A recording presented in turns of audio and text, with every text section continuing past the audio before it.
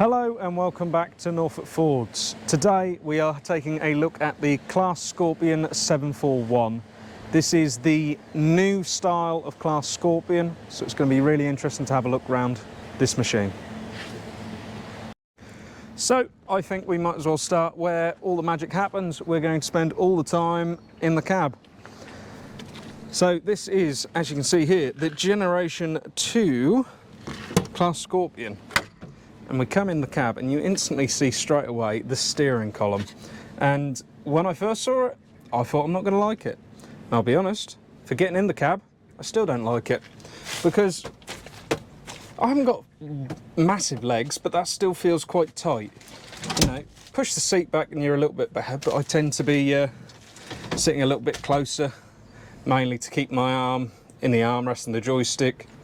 And yeah, for somebody of my height, might agree with me, but the steering wheel's quite obvious once you first get in it.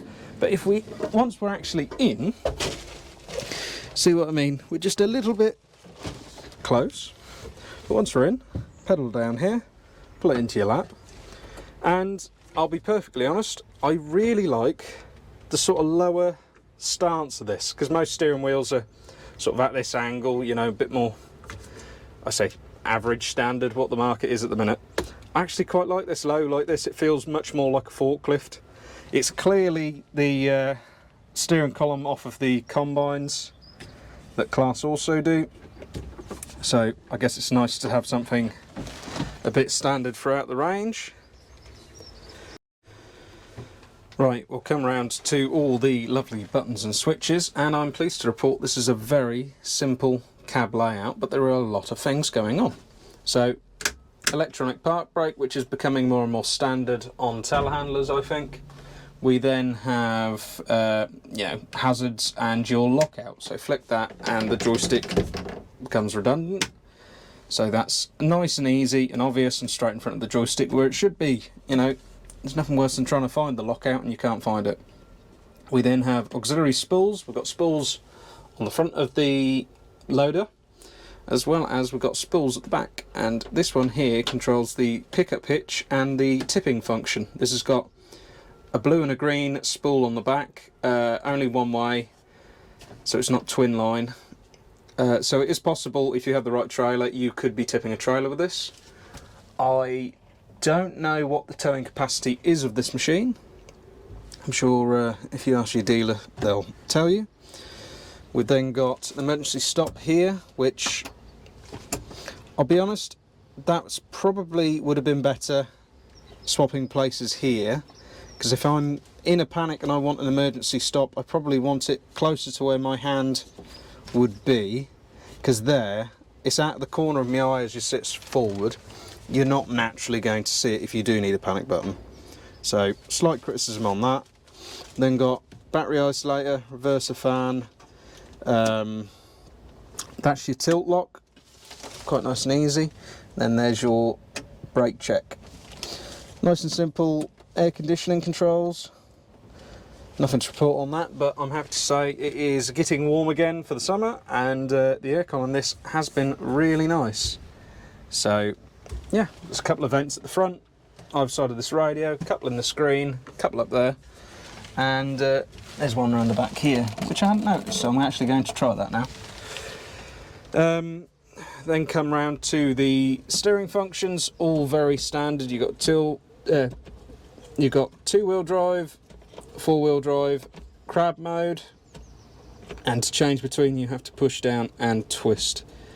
I don't know why that's a different colour, but this is a brand new machine. I think I might be the first or the second person to have had a go with this, and I do not like the colour of this switch, because I wouldn't say my hands are massively muggy, but that just seems to stick to that colour rather well.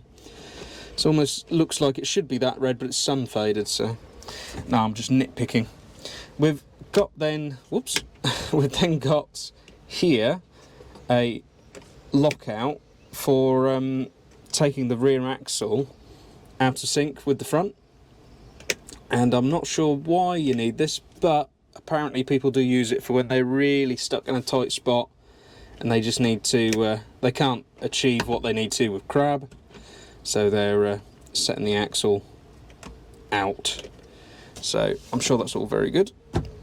Then we come down here. We've got a speed controller, so I can actually limit the speed here on this nice little control here, which I haven't used.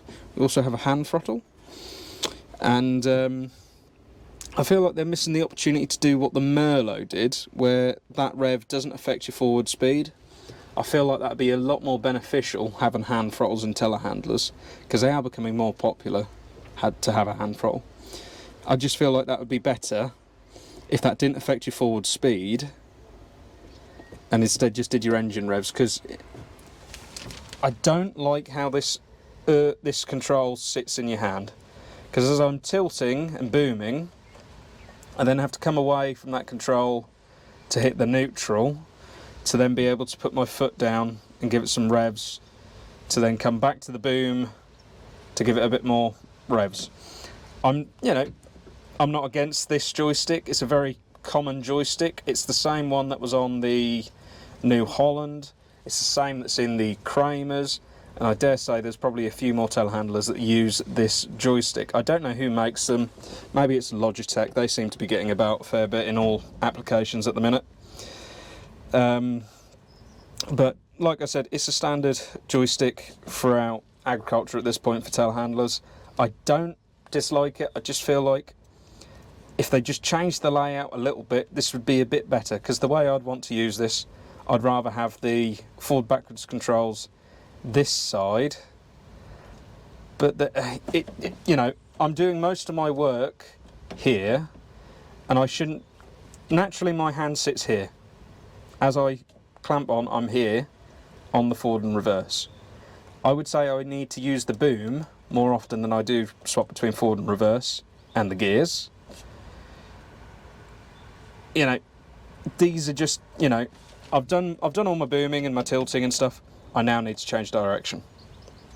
I don't need to always rest my hand on the forward and backwards. I feel like just a slight layout tweak would do this a world of good, would be to have the direction and transmission controls the other side, because naturally your hand sits here for your third service, your boom in and out. Actually, I will give them a lot of credit for this. I do like this as a feature. So while you're using, actually, I'll start her up and show you.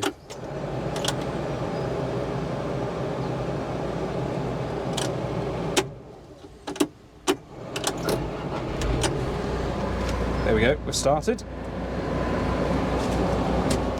Turn the fans down a sec. Right, take the boom up. Right, standard tilt controls, like I said. Turn KLFM off a sec. I do not hate this joystick. I think it's a very good standard joystick for a lot of telehandlers. It does make any telehandler usable for any operator, certainly if you're used to this joystick. This button here, I think, could be used in a lot of other places, because I like the idea of it. Certainly for what we do here with pushing up wood chip. I'm pushing my wood chip, booming out, all that sort of stuff. Now tilting it out, giving it a shake. Now, if I just push the button, my hand's off, I return back to sort of leveled out position, which seems a nice idea. I like that as a button. I have been using it. I wouldn't say it's changed my life, but it's a nice button and I'm making good use of it. Because say, actually, I want the button to tip out. You hold down until you hear the beep. That is now the set position. So I can go, I've just scooped up, carrying my bucket. I now push the button, hands off, and the telehandler's going to tip out for me. Perfect. I just think that's brilliant. Certainly if you're doing some digging and you need a set height every time so you don't dig too far down into the floor, hold the button, hear the beep, and it's always going to return to that position. I think that's a good feature on this machine, and they should get credit for it.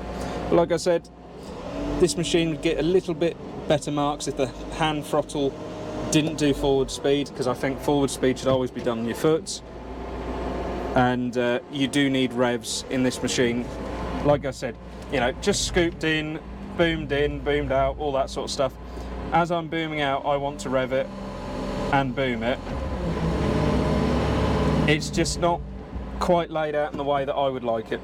So that's just me with personal taste, I would say, being a little bit fussy perhaps, but you know, that's just me.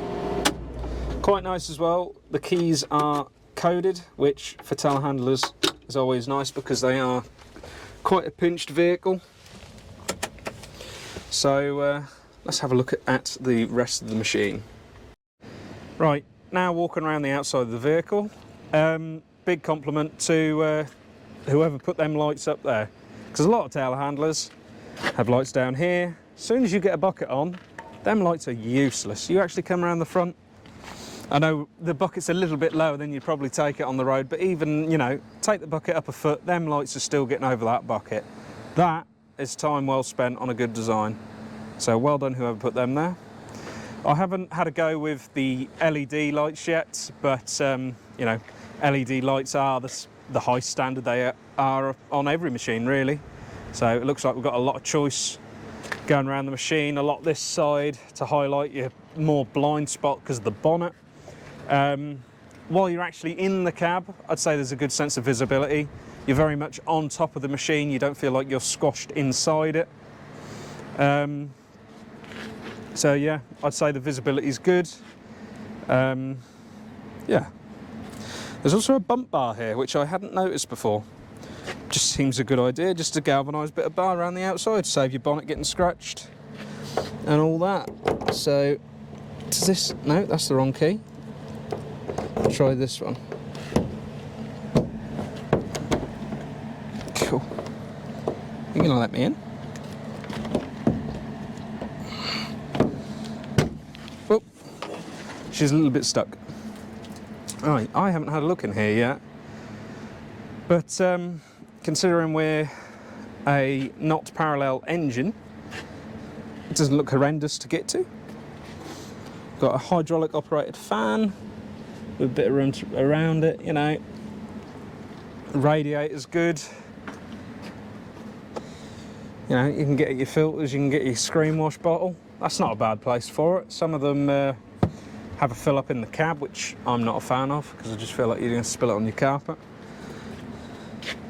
I would say this isn't too bad for a layout, because a lot of telehandlers are bloody tight compact in there, but you know, I can see the rocker cover, I can see down the back, I can see all my fluids. Where is the dipstick on this, apart from in the seat? There's my dipstick. Everything is visible. So top marks on engine, because some of them do try to cram too much in. But I'll be honest, I've seen Kramers with bigger engine bays, and I'd say they're a lot more cramped than this. It seems like they've got really good pipe organisation on this. The filters are straight there. No complaints.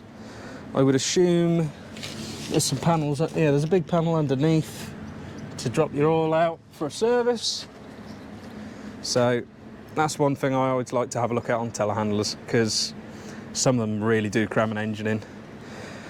I personally felt on the New Holland telehandler, while that was well managed for being an inline, they paid the patent to Merlot for that. You know, it was an inline engine which takes up a little bit less space.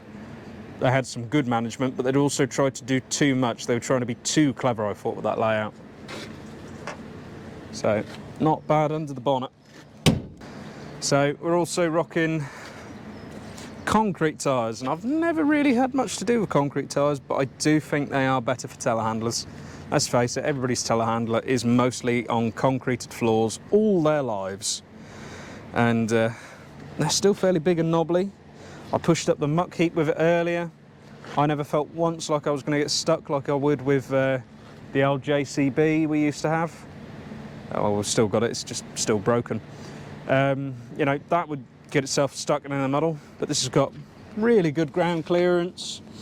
Not the highest machine for a 4-ton machine. There are taller ones out there. But yeah, didn't feel any worry about getting stuck. So quite happy with that. Got pickup hitch around the back here. Does it say how much on the back?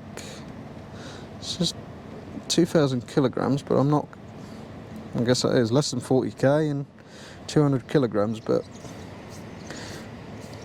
yeah, don't know, ignore that maybe. Here's the spools I was on about.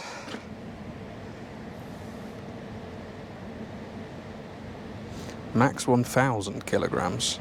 So there's a lot of stickers on here that says this shouldn't tow a lot. So, not sure on that.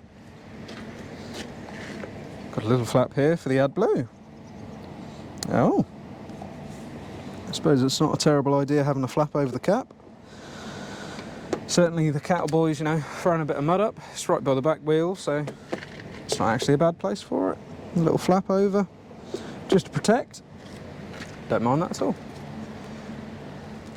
Hydraulic tank's quite low set in this. I've seen on the Chromers they do form part of the wheel arch, so I think I prefer that. And that's a nice metal tank. It doesn't look huge, but then again I'm not really sure. No, that's all this as well. Diesel tank is here. That's still the hydraulic tank there. So that's not bad. Apart from that, we've walked around the whole thing really. So it's quite a handsome machine. I quite like the Claas colour, that light green. Works quite well. The functions on the machine are pretty good as well.